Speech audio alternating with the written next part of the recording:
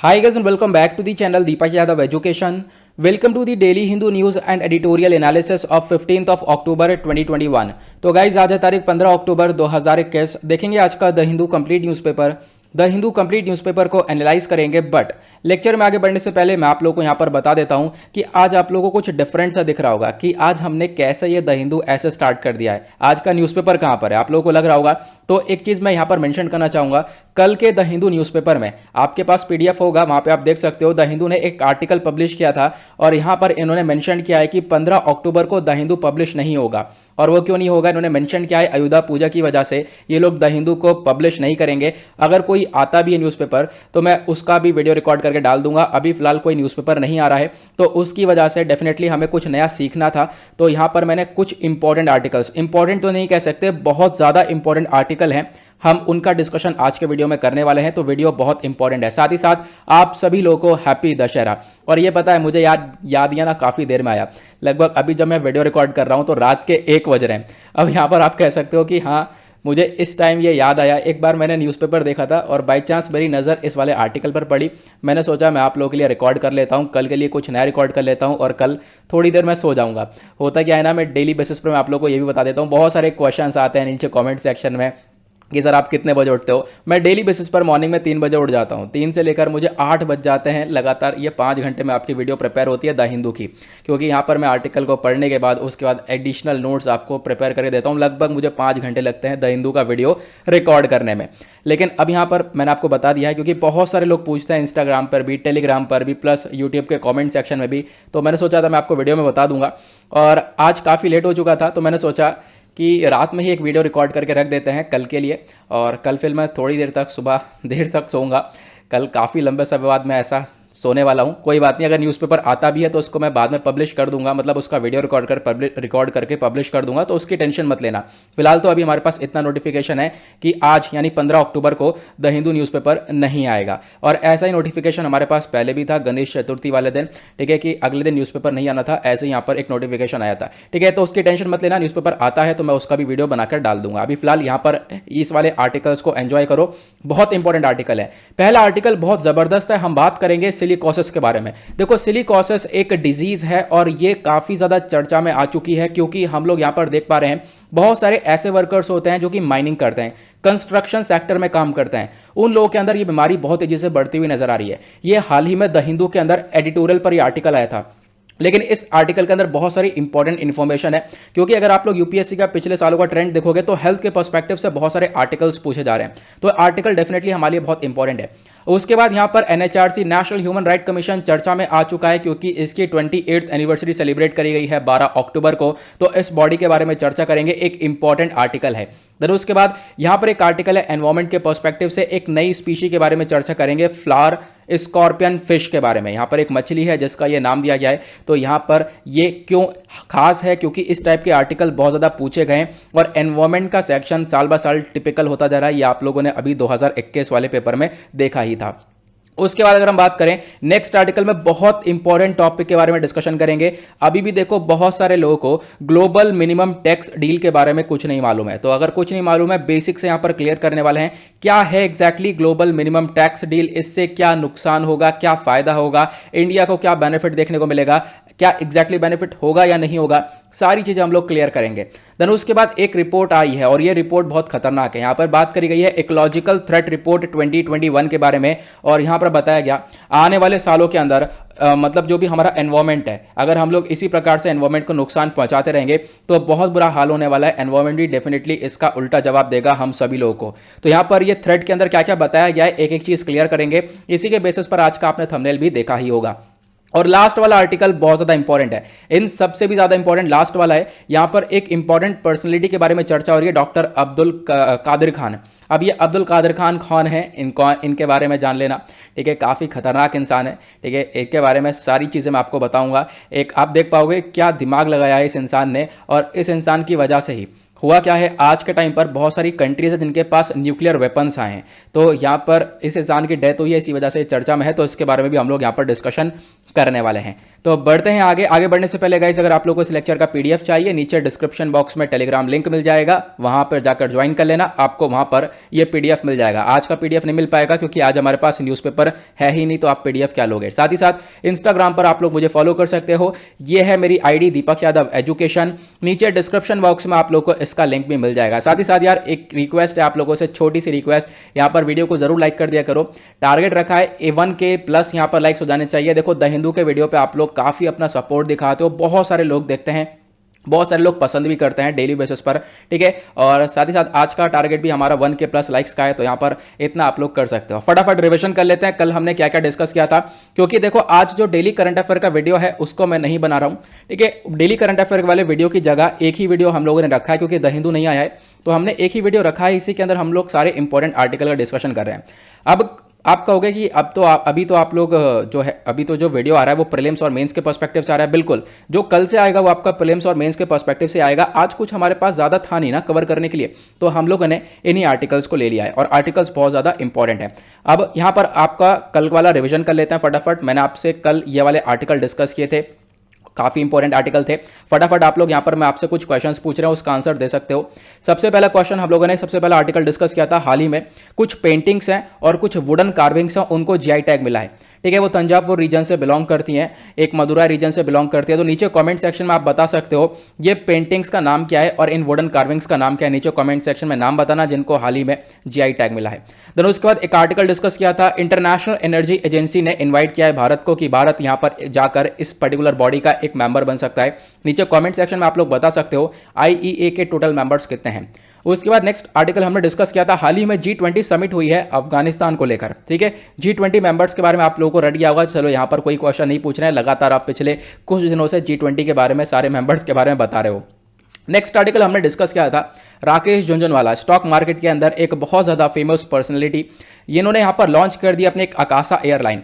अब यहाँ पर ये अकासा एयरलाइन को लेकर एक अप्रूवल मिल चुका है, अब ये एयरलाइन बनाई जाएगी, और ये जो एयरलाइन है ये है ultra low cost budget airline. Ultra low cost आप कह सकते हो, मतलब कि यहाँ पर बहुत सारे जो आम नागरिक है वो भी इस एयर फ्लाइट का मजा उठा सकेंगे। नाउ क्वेश्चन ये है, कल मैंने आपको डिटेल में समझाया था ये अल्ट्रा लो कॉस्ट एयरलाइंस कौन सी होती है, नीचे कमेंट सेक्शन में इसके बारे में आप लोग बता सकते हो। एट द लास्ट हमने डिस्कस किया था वर्ल्ड पोस्टल डे के बारे में, नीचे कमेंट सेक्शन में जरूर बताना कौन से दिन वर्ल्ड पोस्टल डे सेलिब्रेट किया जाता है।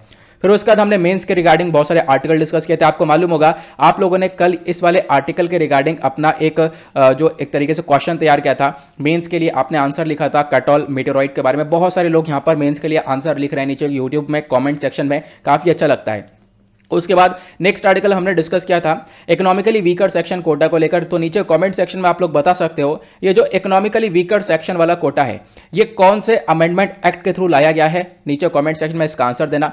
देन उसके बाद हमने डिस्कशन किया था कि जो वर्ल्ड बैंक है उसने जीडीपी प्रोडक्शन किया है, मतलब कि प्रोडक्शन कर रहा हूं सॉरी प्रोजेक्शन, यहां पर इसका मतलब यह है कि वर्ल्ड बैंक ने जो ग्रॉस डोमेस्टिक प्रोडक्ट है, भारत की जो जीडीपी है आने वाले टाइम पर किस प्रकार से ग्रो होगी, इसके बारे में यहां पर एक प्रेडिक्शन, एक भविष्यवाणी करी है, और काफी अच्छा है, इससे हम लोग की ग्रोथ देखने को मिल रही है। नीचे कमेंट सेक्शन में आप लोग बता सकते हो कि वर्ल्ड बैंक का हेडक्वार्टर कहां पर है। दूसरा क्वेश्चन भी है, वर्ल्ड बैंक के अंदर 5 इंस्टीट्यूट्स आते हैं, वो इंस्टीट्यूशंस आते हैं, वो कौन कौन से हैं, नीचे कमेंट सेक्शन में नाम बता सकते हो। मैंने आपके साथ डिटेल में इसको भी साझा किया है। तो बढ़ते हैं आगे, स्टार्ट करेंगे आज का डिस्कशन। आज का सबसे पहला आर्टिकल हेल्थ के पॉइंट ऑफ व्यू से इंपॉर्टेंट है, और हेल्थ का टॉपिक आता है हमारा जीएस पेपर 2 के अंदर। बात करेंगे सिलिकोसिस के बारे में। आर्टिकल कहां से लिया गया है, द हिंदू से आर्टिकल लिया गया है। आपको मालूम होगा हाल ही में एक एडिटोरियल भी कवर किया गया था इसके ऊपर, बिल्कुल सेम, लेकिन इस आर्टिकल में हम लोग कुछ एक्स्ट्रा इंफॉर्मेशन कवर करेंगे जो हमारे एग्जाम के लिए टू द पॉइंट इंपॉर्टेंट होने वाला है। न्यूज में क्यों है आप लोगों को मालूम चल गया है, क्योंकि भारत के अंदर अगर हम बात करें बहुत सारे वर्कर्स आज के टाइम पर माइंस की कैटेगरी में काम कर रहे हैं, जहां पर आप कह सकते हैं कोल माइन हो गया, या कहीं पर कंस्ट्रक्शन का काम चल रहा है, कहीं पर फैक्ट्रीज का काम चल रहा है, कुछ ऐसा काम चल रहा है जहां पर धूल उड़ रही है, और उस धूल की वजह से यह बीमारी सिलिकोसिस एक नई बीमारी देखने को मिल रही है। तो ध्यान रखना, सिलिकोसिस बीमारी के पीछे एक पर्टिकुलर चीज वो क्या है, डस्ट। इस डस्ट की वजह से बीमारी देखने को मिल रही है। अब यहां पर इसमें बहुत सारी खतरनाक चीजें भी हैं कि आपको पता नहीं चलेगा, बहुत दिनों बाद पता चलेगा कि हाँ यार मैं सिलिकोसिस से पीड़ित हूं। ओके, तो यहां पर सिलिकोसिस क्या है मैंने आपको बताया, एक ऑक्यूपेशनल डिजीज है, हजार्डस डिजीज है, लेकिन होती किससे? कूड़ों से, डस्ट से। यहाँ पर जो भी यहाँ पर डस्ट उड़ रही है, धूल मिट्टी है, उसकी वजह से यहाँ पर होती है। अब ऑब्वियस सी बात है, धूल मिट्टी जो उड़ रही है वो ऐसे एरियाज है जहाँ पर कंस्ट्रक्शन ज़्यादा चल रहा है, माइनिंग हो रही है, फैक्ट्रीज हैं, वहाँ पर काम चल रहा है। तो उन्हीं लोगों को, जो भी लोग वहाँ पर काम कर रहे हैं उस एनवायरमेंट के अंदर, वो काफ़ी ज़्यादा अफेक्टेड यहाँ पर देखने को मिल रहे हैं इन सब चीज़ों से।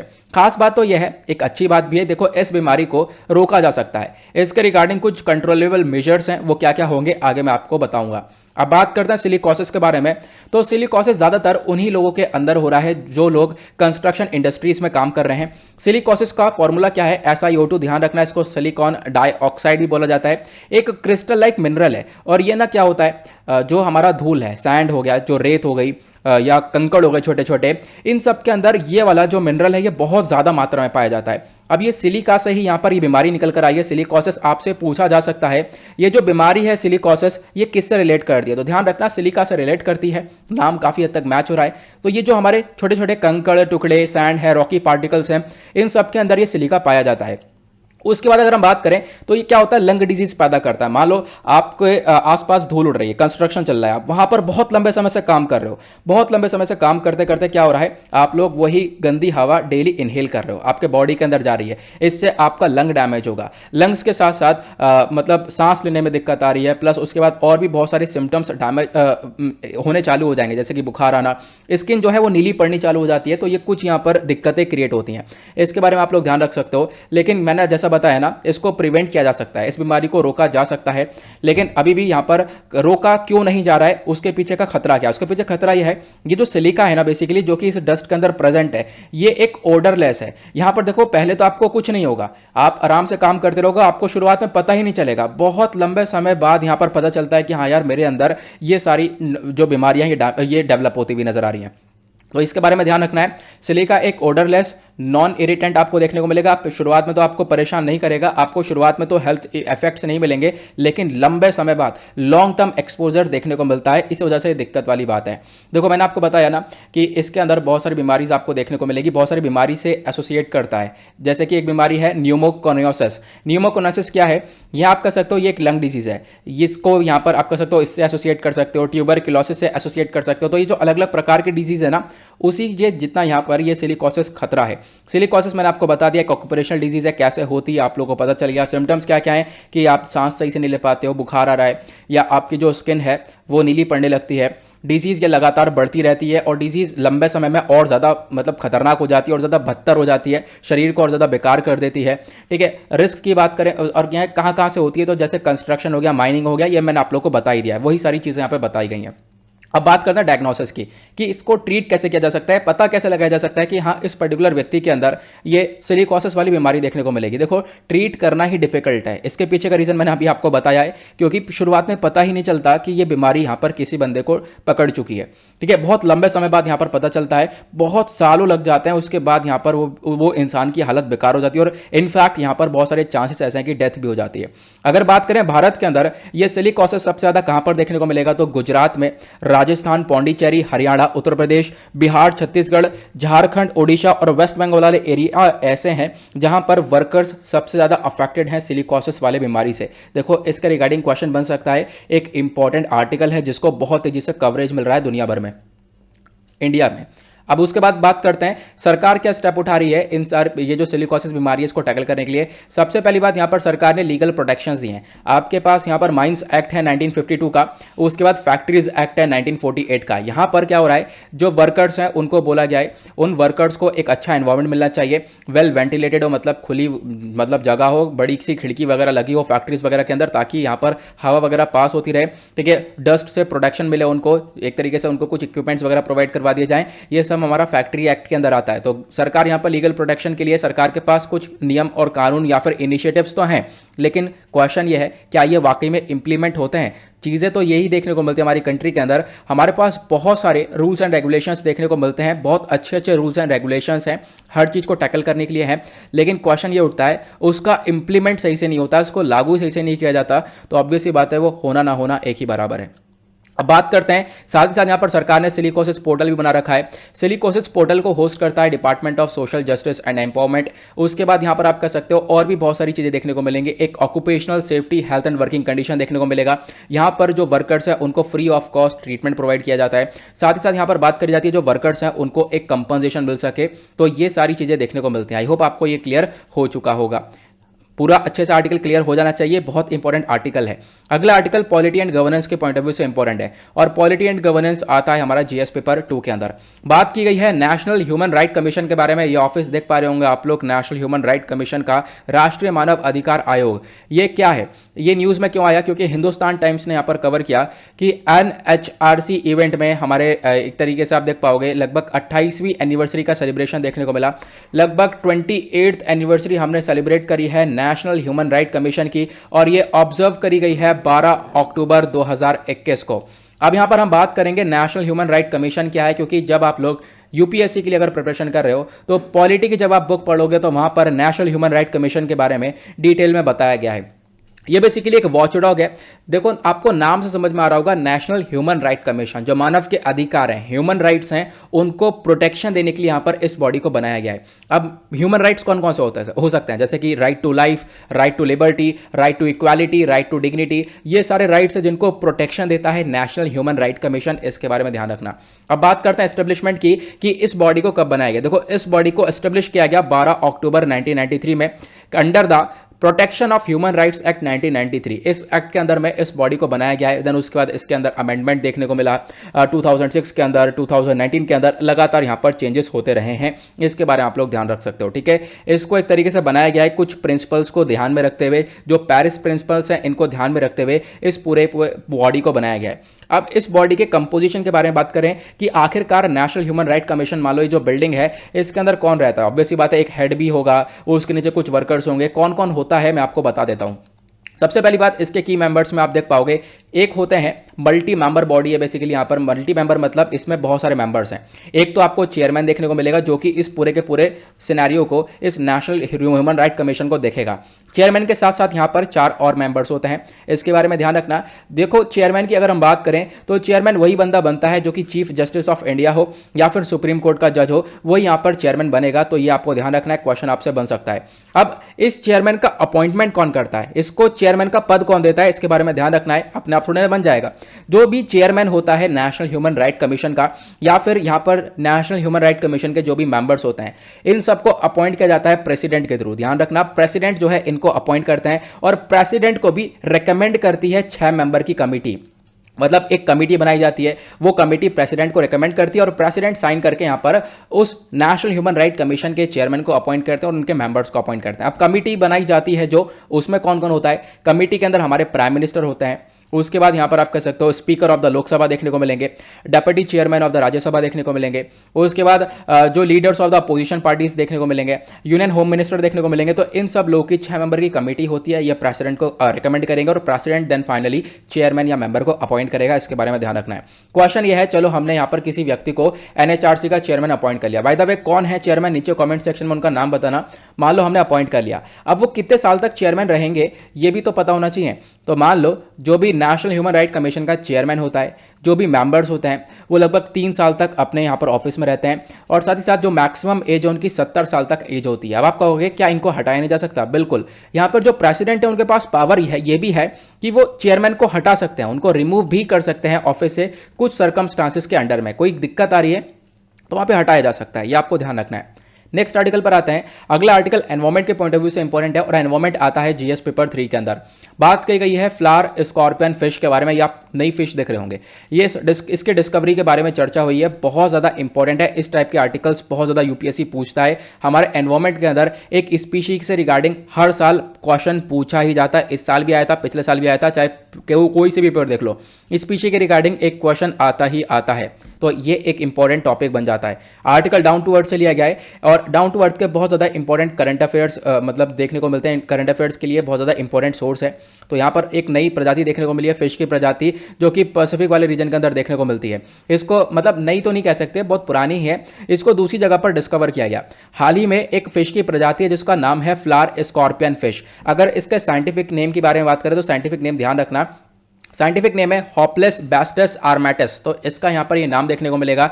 ये जो फिश है ये पाई जाती है पैसिफिक ओशन में, लेकिन इसको इंडियन ओशन में डिस्कवर किया गया। इंडियन ओशन में ये पहली बार देखने को मिली, इसी वजह से ये चर्चा में आ चुकी है। तो इसके बारे में डिस्कशन होगा। अच्छा, ये इंडियन ओशन में क्यों आई होगी, क्या रीजन है? आज के टाइम पर आपने सुना होगा क्लाइमेट चेंज एक बहुत बड़ी दिक्कत है। टेम्परेचर काफी तेजी से बढ़ रहा है और टेम्परेचर बढ़ने का कारण हो सकता है ये जो फिश है ये इधर से उधर ट्रैवल कर रही है और यहाँ पर इधर से उधर ये माइग्रेट करती हुई नजर आ रही है।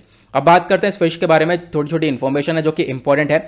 सबसे पहली बात, ये मछली बिलोंग करती है रे फिन्ड फिश स्पीशीज से। इसको हम लोग स्कॉर्पियनो फॉर्म भी बोलते हैं। इसको डिस्कवर किया गया था पहली बार पैसिफिक ओशन में।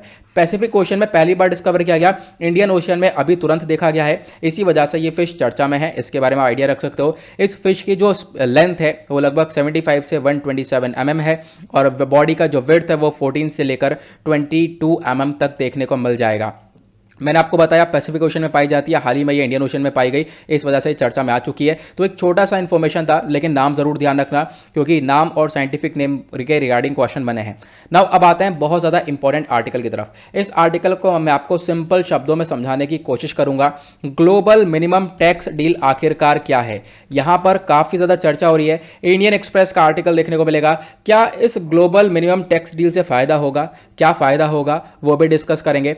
तो न्यूज़ में क्या है, क्योंकि हाल ही में जो OECD है, organization for economic cooperation and development, इन्होंने अनाउंस किया है एक ग्लोबल डील को कि जो बड़ी बड़ी कंपनीज हैं वो ग्लोबल मिनिमम टैक्स रेट को फॉलो करेंगी। 15% का टैक्स रेट यहाँ पर फॉलो करना होगा और ये जो लगभग ये 15% का टैक्स है ये 136 कंट्रीज के अंदर लागू होगा। परेशान बिल्कुल मत होना, मैं आपको एक एक चीज़ करके बताऊंगा ये क्या है एग्जैक्टली सिनेरियो। लेकिन उससे पहले ये देख लो OECD क्या है, क्योंकि यहाँ पर इसी के द्वारा ये नींव रखी गई। Organization for economic cooperation and development, ये बेसिकली एक इंटर गवर्नमेंटल ऑर्गेनाइजेशन है। इंटर गवर्नमेंटल मतलब यहाँ पर इस बॉडी के अंदर जितनी भी मेंबर कंट्रीज होंगी वो उनकी जो सरकारें हैं वो आपस में मिलकर काम करती हैं। इस वजह से इसको इंटर गवर्नमेंटल ऑर्गेनाइजेशन बोला गया है। ये इसका जो एक तरीके से फाउंडिंग है वो कब हुई थी, इसको खोजा गया था 1961 में। इसका हेडक्वार्टर पेरिस फ्रांस के अंदर देखने को मिलेगा। लगभग 36 मेंबर्स हैं इसके अंदर। इंडिया इसका मेंबर नहीं है, ध्यान रखना। इंडिया लेकिन इसका एक इकोनॉमिक पार्टनर है, लेकिन एक कोई पर्टिकुलर मेंबर देखने को मिलेगा नहीं। अब यहाँ पर हमने देखा इन सब चीज़ों को। अब बात करते हैं हम लोग इस मिनिमम टैक्स डील के बारे में। इस पिक्चर में मैं आपको सारी चीज़ें बता दूंगा, जितनी भी चीज़ें यहाँ पर लिखी हैं या फिर यहाँ पर लिखी हैं वो सब आपको यहाँ पर इसी पिक्चर में समझाने वाला हूँ। सबसे पहला पॉइंट आप देख सकते हो, हुआ क्या था। देखो मैं आपको एक एक करके एग्जांपल देकर समझाता हूं। पहले क्या हो रहा था, इस ग्लोबल मिनिमम टैक्स डील लाने से पहले क्या होता था। मान लो यहां पर एक कंट्री है नॉर्वे और यहां पर है एक कंट्री भारत, हमारा इंडिया हो गया। अब मान लो यहाँ पर एक कंपनी है गूगल, ठीक है। गूगल कंपनी आपको ये देखने, यहाँ पर एक कंट्री मैंने बोला है ना, यहाँ पर एक कंपनी हो गई गूगल कंपनी। और गूगल कंपनी का ओनर कौन है, यहाँ पर आप देख पाओगे US हो गया। अब हम लोग इस टैक्स डील को समझने की कोशिश करेंगे थोड़ा बेसिक से। सबसे पहली बात आप देख पाओगे नॉर्वे। नॉर्वे के अंदर मान लो जो टैक्स रेट है, नॉर्वे यहाँ पर किसी कंपनी से, मान लो जो गूगल कंपनी है, गूगल कंपनी को अपना रेवेन्यू ट्रांसफर करना है, अपना जो पैसा है, अपना मेन रेवेन्यू वो ट्रांसफर करना है किसी कंट्री के अंदर। और यहाँ पर क्या होता है, नॉर्वे ना क्या करता है, किसी भी कंपनी से 10% का टैक्स लेता है, ठीक है। इंडिया क्या कर रहा है, इंडिया किसी भी कंट्री से 20% का टैक्स ले रहा है। अब मान लो जो ये गूगल कंपनी है इसको अपना रेवेन्यू सेंड करना है, इसको अपना रेवेन्यू किसी कंट्री के अंदर सेटअप करना है। वो अपना रेवेन्यू कहाँ पे सेटअप करेगा, आपने बिल्कुल सही सोचा होगा, नॉर्वे के अंदर सेटअप करेगा। क्यों, क्योंकि नॉर्वे में उसको 10% टैक्स देना है सरकार को। इंडिया के अंदर क्या करना है, 20% टैक्स देना है। मतलब ये सपोज मैं आपको बता रहा हूँ, ये एक एग्जाम्पल लिया है हमने। इंडिया के अंदर क्या करना है, इंडिया के अंदर 20% टैक्स देना है, तो ऑब्वियस सी बात है टैक्स से बचेगा ये क्या करेगा, नॉर्वे के अंदर क्या करेगा, ऑब्वियस सी बात है 10% टैक्स देना पड़ रहा है तो यहां पर अपना रेवेन्यू ट्रांसफर करेगा। कंपनी की ग्रोथ इसी कंट्री में देखने को मिलेगी, इस कंट्री के अंदर कंपनी की ग्रोथ होगी भी नहीं। तो ये चीज़ों को टैकल करने के लिए ऐसा बहुत ज़्यादा हो रहा था। ये भी तो मैंने नॉर्वे का एग्जाम्पल लिया है, बहुत सारी कंट्रीज है जो 5-5% टैक्स ले रही है, बड़ी बड़ी कंपनीज है, बड़ी बड़ी फर्म्स है। और ये कंपनी सब क्या कर रही है, ये सब जाकर कहाँ पर बैठ रही है, ये सब इन्हीं कंपनीज के अंदर, इन्हीं कंट्रीज के अंदर बैठ रही हैं। और जो कंट्री टैक्स बहुत कम लेती है उनको हम लोग बोलते हैं टैक्स हेवन कंट्रीज, ठीक है। ध्यान रखना, इनको बोलते हैं हम लोग टैक्स हेवन कंट्रीज। अब ये टैक्स बहुत कम ले रही थी और इससे ना जो डेवलप्ड कंट्रीज है, मान लो US हो गया, US को बहुत ज़्यादा नुकसान हो रहा है। US की कंपनी है, यहाँ पर अच्छे से यहाँ पर लोग कमा नहीं पा रहे हैं। US के अंदर टैक्स और ज़्यादा लिया जा रहा है, 25%, 20% का लिया जा रहा है। कंपनीज यहाँ पर जाना ही नहीं चाह रही, कंपनी उन्हीं कंट्री के अंदर जाना चाह रही है जहाँ पर टैक्स बहुत ज़्यादा कम है, कि हम लोग टैक्स कम देंगे, रेवेन्यू हमारा जनरेट होगा। तो ये फोकस रखा जा रहा था। इन सब चीज़ों को देखते हुए क्या किया, US ने कॉन्सेप्ट रख दिया ग्लोबल मिनिमम टैक्स डील का। अब ये ग्लोबल मिनिमम टैक्स रेट क्या होगा? तो ग्लोबल मिनिमम टैक्स रेट में यूएस ने यहां पर प्रस्ताव रखा। अब ध्यान से सुनना, नीचे की साइड आ जाते हैं। यूएस ने बोला कि जो भी कंपनीज हैं, मान लो कोई भी कंपनीज हो गया, गूगल हो गया, या कोई भी कंपनीज हो गया, इन सब के ऊपर आप कह सकते हो, जो भी हमारी कंट्रीज की बात करें, लगभग यहां पर लिया गया 136 कंट्रीज को लिया गया, ठीक है। आप कह सकते हो 136 कंट्रीज, यहां पर जितनी भी कंट्रीज है, ये हर कंट्री क्या करेगा? 15% टैक्स चार्ज करेगा इन कंट्रीज के ऊपर। मतलब एक कॉमन टैक्स लेकर आ गए। ऐसा नहीं है कि कोई कंट्री 5% चार्ज कर रही है, कोई कंट्री 10% चार्ज कर रही है, ऐसा कुछ भी नहीं होगा। अब मिनिमम टैक्स, मिनिमम कम से कम तो किसी भी कंट्री को 15% तो लेना ही होगा। 15% टैक्स, मिनिमम टैक्स, इसी वजह से इसको बोला गया है global minimum tax rate. Minimum क्यों बोला गया है? मिनिमम 15% सेट किया गया है कि मान लो कोई कंट्री 5% ले रही थी, नहीं, अब इसको 15% ही चार्ज करना होगा। 15% से बढ़ाकर चार्ज करना चाहती है तो वो चार्ज कर सकती है, लेकिन मिनिमम 15% ही चार्ज करना होगा। अब आप यहां पर देखोगे इससे फायदा क्या होगा? फायदा ये होगा, मान लो इंडिया को भी 15% ही चार्ज करना है, मिनिमम 15% चार्ज कर सकता है, तो इंडिया ने भी यहां पर इतना चार्ज कर लिया, इसने भी इतना चार्ज कर लिया। अब ये 5% दे नहीं रहा है, अब ये भी 15% चार्ज कर रहा है, तो ऑब्वियस सी बात है, अब ये जो कंपनीज है कहां पर जाना चाहेंगी? वो कंपनीज अब और बड़ी जगह पर आना चाहेंगी, क्योंकि इंडिया एक वाइडर एरिया देखने को मिलेगा। यहां पर ये कंपनीज अपनी सर्विसेज ज्यादा दे पाएंगी, ज्यादा प्रॉफिटेबल देखने को मिल पाएंगी, तो ये कंट्रीज यहां पर भी आना चाहेंगी। तो मतलब एक आप कह सकते हो, यहां पर भी रहेंगी, यहां पर भी रहेंगी, तो इससे ये फायदा देखने को मिलेगा। आई होप आपको ये क्लियर हो चुका है। लगभग 136 कंट्रीज ने इस डील को बिल्कुल अप्रूव कर दिया है। हम लोग सपोर्ट कर रहे हैं पूरी तरह से इस डील को, ऐसा बोला गया। लेकिन अभी ध्यान रखना है, 4 कंट्रीज ऐसी हैं जो कि इस डील को सपोर्ट नहीं कर रही हैं। वो कौन कौन सी हैं? कीनिया, नाइजीरिया, पाकिस्तान और श्रीलंका। ये 4 कंट्रीज हैं जिन्होंने इस डील को एक्सेप्ट नहीं किया है। इसके बारे में आप लोग ध्यान रख सकते हो, ठीक है। अब यहां पर एक क्वेश्चन ये भी है, मान लो किसी कंट्री ने, तब भी मान लो नॉर्वे है, नॉर्वे कह रहा है आप करते रहो, हम लोग 15% तब भी चार्ज नहीं करेंगे। हम लोग कितना चार्ज करेंगे? हम लोग 10% चार्ज करेंगे मैक्सिमम, ठीक है। तब क्या होगा? तब ये होगा कि मान लो यहां पर गूगल कंपनी है, गूगल कंपनी कह रही है चलो 10%, नहीं, ऐसा नहीं होगा। गूगल कंपनी का जो ओनर होगा, होम कंट्री जो होगी, ध्यान रखना, जो होम कंट्री होगी, जो ओनर होगा, मतलब यूएस जो ओनर है, अगर कोई कंट्री मान लो नॉर्वे इस पे अभी भी 10% चार्ज कर रही है, तो यूएस कहेगा करते रहो, हम 5% अपनी कंट्री की साइड से लगा देंगे, 5% हम चार्ज करेंगे, मतलब टोटल 15% आपको मिनिमम चार्ज करना ही होगा, ठीक है। तो आप ये चीजें देख पाओगे, इसी को बोला गया है global minimum tax rate. I hope आपको क्लियर हो चुका है। ये सारी डील मैंने आप लोगों को समझाती हैं। यहां पर बात करी गई है बड़ी बड़ी कंपनीज की, ठीक है। यहां पर आप एक अमाउंट देख पा रहे होंगे, ये लगभग $864 बिलियन का अमाउंट है। मतलब ये ऐसी कंपनीज के ऊपर लागू होगा जिन कंपनीज का रेवेन्यू साल में $864 बिलियन तक का आपको देखने को मिल पाएगा। इससे ज्यादा इसका अमाउंट होगा, उस कंपनी का रेवेन्यू होगा, तो उनके लिए यहां पर यह डील रखी गई है। आई होप आपको एक एक चीज़ क्लियर हो चुकी है, मैंने आपको डिटेल में समझा दिया है। बढ़ते हैं अगले आर्टिकल की तरफ। अगला आर्टिकल एनवायरमेंट के पॉइंट ऑफ व्यू से इंपॉर्टेंट है, और एनवायरमेंट आता है हमारा जीएस पेपर 3 के अंदर। यहाँ पे बात करी गई है इकोलॉजिकल थ्रेट रिपोर्ट 2021 के बारे में। हाल ही में ये रिपोर्ट पब्लिश हुई है, और इसने बताया है कि हमारे कंट्री में, एक तरीके से दुनिया भर में, एक तरीके से क्लाइमेट चेंज का बहुत बड़ा संकट देखने को मिलेगा। अब वो क्या है, अगर हमने चीज़ें सही से नहीं लेकर चले तो हम लोग को ऑब्वियस सी बात है, मैं आपको पहले ही बता चुका हूँ कि क्लाइमेट जो नेचर है हमारा, वो हमें बिल्कुल तमाचा मारेगा पलट कर। न्यूज़ में क्यों है? क्योंकि हाल ही में जो institute of economics and peace है, आईईपी, इन्होंने यहाँ पर एक इंटरनेशनल थिंक टैंक है, इन्होंने रिलीज करी है इस रिपोर्ट को। तो किसने रिलीज किया है रिपोर्ट को? ध्यान रखना, institute of economics and peace ने इस रिपोर्ट को रिलीज किया है। रिपोर्ट क्या है? Ecological threat report 2021। और इन्होंने यहाँ पर बोला है कि आज के टाइम पर जो हमारा एनवायरमेंट है वो काफ़ी हद तक खतरे में है। और इस रिपोर्ट का ये सेकंड एडिशन है, मतलब एक पहला एडिशन इसका ऑलरेडी आ चुका है, और इसके अंदर कवर किया गया लगभग 178 स्टेट्स को कवर किया गया है, टेरिटरीज को कवर किया गया है। इन एरियाज के अंदर बहुत बुरा हाल है, इस रिपोर्ट ने बताया। इस रिपोर्ट ने कौन कौन सी प्रॉब्लम्स को कवर किया है? पॉपुलेशन ग्रोथ की प्रॉब्लम को कवर किया है, वाटर की दिक्कत है, फूड इनसिक्योरिटी की दिक्कत है, सूखा पड़ा है, बाढ़ आ रही है, साइक्लोन, या फिर टेम्परेचर बढ़ रहा है। तो इन सारी चीज़ों को कवर किया गया है इस रिपोर्ट के थ्रू। बहुत ज़्यादा इंपॉर्टेंट आर्टिकल है, डाउन टू अर्थ से लिया गया है, and down to earth is one of the most important source for our current affair. Now यहाँ पर आर्टिकल में बात हो रही है कि देखो लगभग 1.26 बिलियन पीपल आज के टाइम पर 30 कंट्रीज से बिलोंग करते हैं। इतने लोग काफ़ी हद तक बुरी तरीके से सफ़र कर रहे हैं इकोलॉजिकल रिस्क से, मतलब एनवायरमेंट के अंदर चेंज होने से, एनवायरमेंट के अंदर बदलाव होने से, एनवायरमेंट खराब होने की वजह से इतने लोग आज के टाइम पर सफ़र कर रहे हैं, और आने वाले टाइम पर यह नंबर और ज़्यादा बढ़ने वाला है। लगभग 13 कंट्रीज आज के टाइम पर बहुत बुरी तरीके से सफर कर रही हैं और आप कह सकते हो 34 और कंट्रीज है जो कि इकोलॉजिकल थ्रेट यहां पर फेस कर रही हैं। मोस्ट वल्नरेबल कंट्रीज की बात करें जहां पर बहुत ही ज्यादा बुरी हालत है एनवायरमेंट को लेकर, बहुत ज्यादा एकदम आप कह सकते हो लोग परेशान है वहां पर, वो कौन कौन से एरियाज है? मिडिल ईस्ट और नॉर्थ अफ्रीका वाले रीजन आपको देखने को मिलेंगे। अफ्रीका रीजन के अंदर बहुत बुरी हालत है। अफ्रीकन कंट्रीज बहुत सारी ऐसी कंट्रीज हैं जहां पर एक एनवायरमेंट का रिस्क बहुत बड़ा है, क्लाइमेट चेंज का बहुत बड़ा रिस्क देखने को मिल रहा है। प्लस साउथ एशिया के अंदर भी आप लोग को ये सारी चीज़ें देखने को मिलेगी। क्लाइमेट चेंज के बारे में आप लोगों को मालूम होगा, क्लाइमेट चेंज मतलब यानी कि एक ग्लोबल वार्मिंग वाली सिचुएशन क्रिएट होना। मतलब दिन ब दिन क्या हो रहा है, जो हमारा एनवायरमेंट है, जो हमारे दुनिया भर का एनवायरमेंट है, वो लगातार गर्म होता हुआ नजर आ रहा है।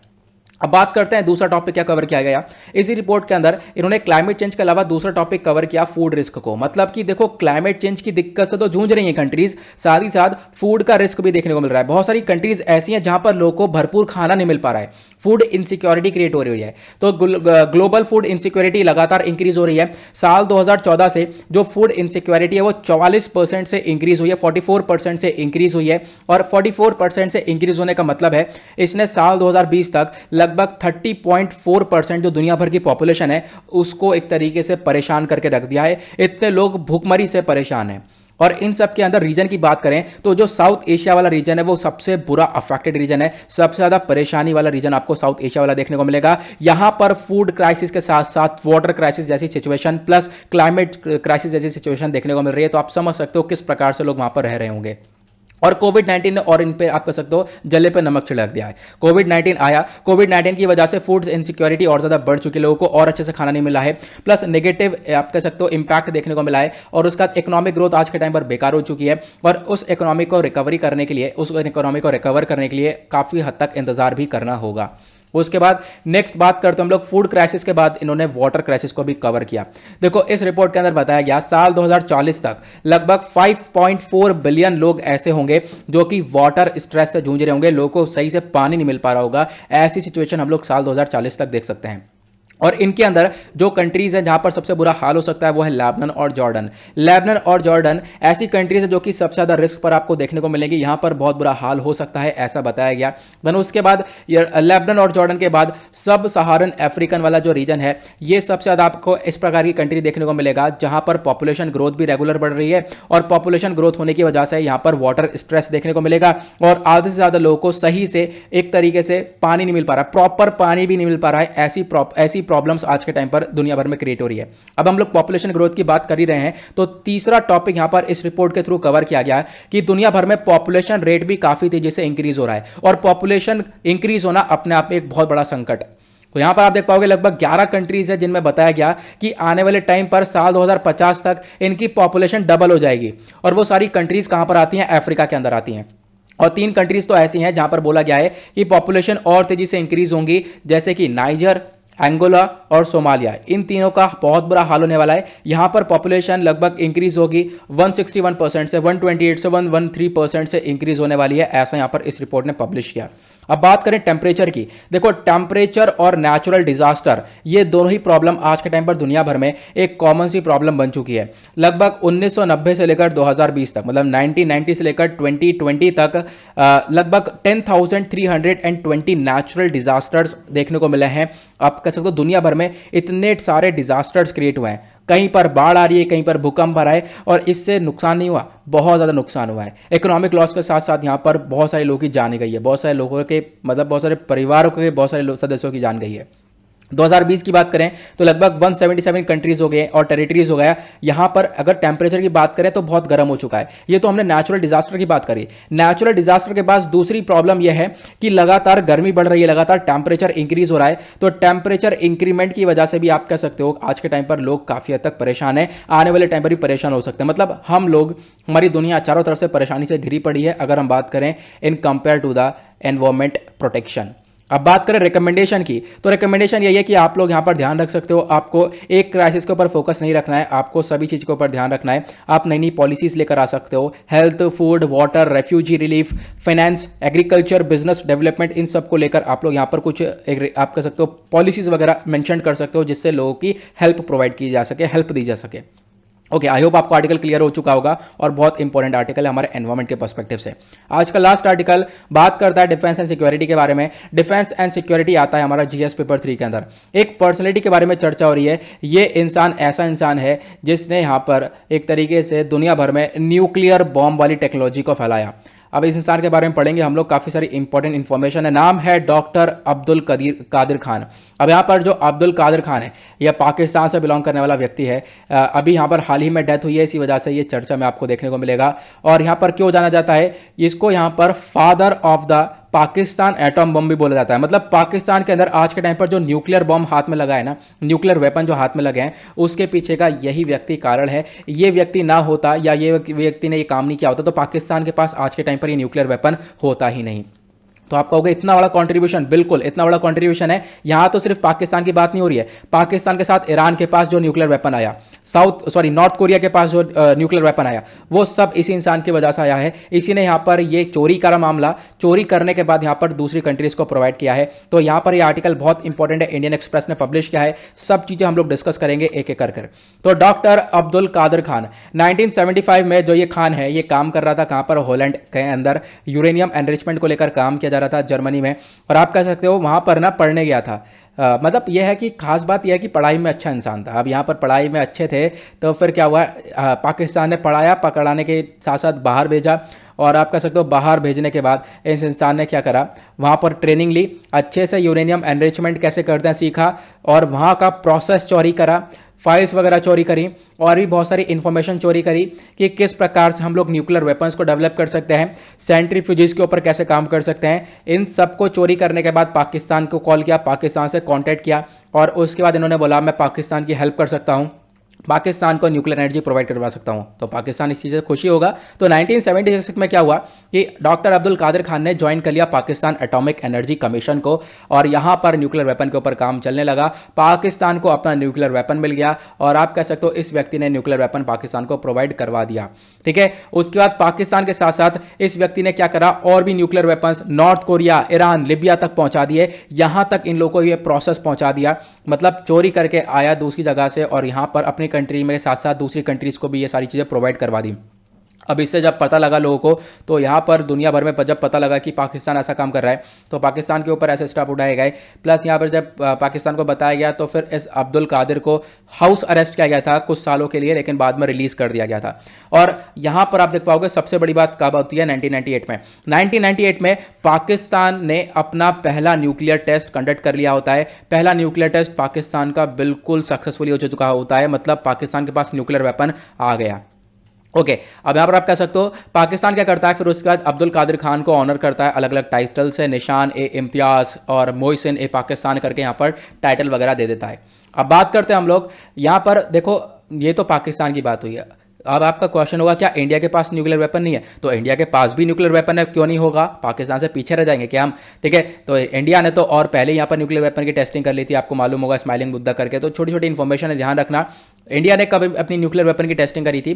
तो मई 1974 में भारत ने अपना पहला न्यूक्लियर टेस्ट कंडक्ट किया था पोखरान में। उसको नाम दिया गया था कोड नेम स्माइलिंग बुद्धा। ध्यान रखना, स्माइलिंग बुद्धा करके आपसे क्वेश्चन पूछा जा सकता है, इसके बारे में पता होना चाहिए। ये भारत का पहला न्यूक्लियर टेस्ट था, जिसको लेकर काफी हद तक बवाल हुआ कि भारत ने न्यूक्लियर टेस्ट कर लिया है, ये और वो करके। अब बात करते हैं 1998 की, तो 1998 में लगभग 5 न्यूक्लियर टेस्ट और कंडक्ट करे गए भारत के द्वारा। ठीक है, और वो सभी यहाँ पर पोखरान सीरीज के पार्ट थे, पोखरान 2 सीरीज के पार्ट देखने को मिले थे। और जितने भी टेस्ट ये बाद में कंडक्ट हुए उन सबको हम लोग ऑपरेशन शक्ति बोला करते थे। फिर 2003 में भारत ने nuclear doctrine of no first use यहाँ पर ज्वाइन कर लिया। अब यहाँ पर इसको ज्वाइन करने से क्या होगा, इसको ज्वाइन करने से भारत ने यह बोला कि हम लोग न्यूक्लियर वेपन्स का इस्तेमाल उन्हीं कंट्री के खिलाफ करेंगे कि जो कंट्री भारत के ऊपर न्यूक्लियर अटैक करेगी। मान लो यहाँ पर पाकिस्तान के पास भी न्यूक्लियर वेपन आ चुका है, पाकिस्तान न्यूक्लियर वेपन का इस्तेमाल करेगा तो डेफिनेटली भारत भी न्यूक्लियर वेपन्स का इस्तेमाल करेगा। अगर यहाँ पर कोई कंट्री न्यूक्लियर वेपन का इस्तेमाल नहीं करती तो भारत भी उसके ऊपर न्यूक्लियर वेपन का इस्तेमाल नहीं करेगा। ये चीज़ यहाँ पर बताई गई। प्लस इंडिया के पास आपको लगभग 156 न्यूक्लियर वॉरहेड देखने को मिलेंगे, पाकिस्तान के पास यहाँ पर 165 न्यूक्लियर वॉरहेड है, ये भी आपको पता चल जाएगा। ये हमने हाल ही में डिस्कस किया था, सिप्री ईयर बुक 2021 में बताया गया था। या आप लोग इसके बारे में ध्यान रख सकते हो। आई होप आपको ये आर्टिकल अच्छे से क्लियर हो चुका है। इंपॉर्टेंट इन्फॉर्मेशन है, एक एक चीज़ आप लोगों को क्लियर हो गई होगी और इसके रिगार्डिंग आप लोग नोट्स वगैरह प्रिपेयर कर सकते हो। और आज का हम लोग सेशन यहीं पर खत्म करेंगे। आज का द हिंदू भी पब्लिश नहीं हुआ है, वो मैंने आपको बता दिया क्या कारण है, प्लस होगा पब्लिश तो मैं आप लोगों के लिए वो वीडियो लेकर आ जाऊंगा। ओके, तो अभी के लिए यहाँ पर इसको करते हैं लेक्चर को समाप्त। मिलते हैं आप लोगों से नेक्स्ट वीडियो में। आज के लिए bye bye, have a nice day, thank you and जय हिंद।